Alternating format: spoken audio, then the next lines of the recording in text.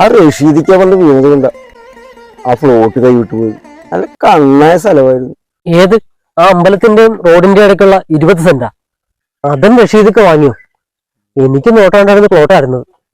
ഒരു furniture godown ഞാൻ അവിടെ പ്ലാൻ ചെയ്തിരുന്നു. ആഹാ, നിനക്കും താല്പര്യം ഉണ്ടായിരുന്നു. പക്ഷെ ഗോഡൌൺ വല്ല ഉള്ളിലോട്ടൊക്കെ മാറ്റി പണിയണായിരിക്കും.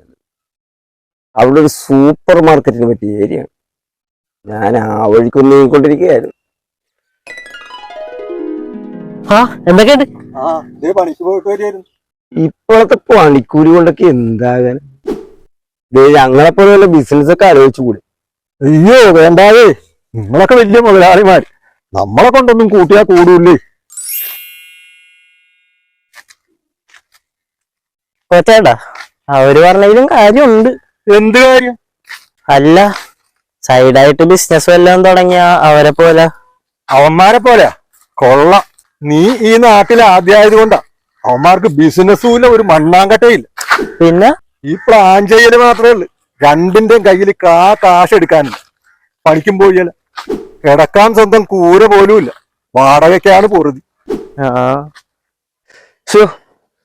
ചായ കുടിക്കാനും കാശില്ലല്ലേ? അച്ഛൻ വിഷുക്കൈയിലിട്ട് തന്ന കാശ് കൊണ്ടാണ് മൊബൈൽ റീചാർജ് ചെയ്തത്. ഞാനാണ് 150 രൂപ കടയിൽ കൊടുക്കാനുണ്ടായിരുന്നു. ഇല്ല ചെന്ന് പറ്റം പറയായിരുന്നു. വല്ല പണിക്കും പോകാൻ പാടില്ലടേ. ലക്ഷത്തിന്റെയും കോടികളുടെയും കടക്കം പറഞ്ഞ് കണ്ടവന്റെ വണ്ടിയെ കുത്തിയിരുന്നു.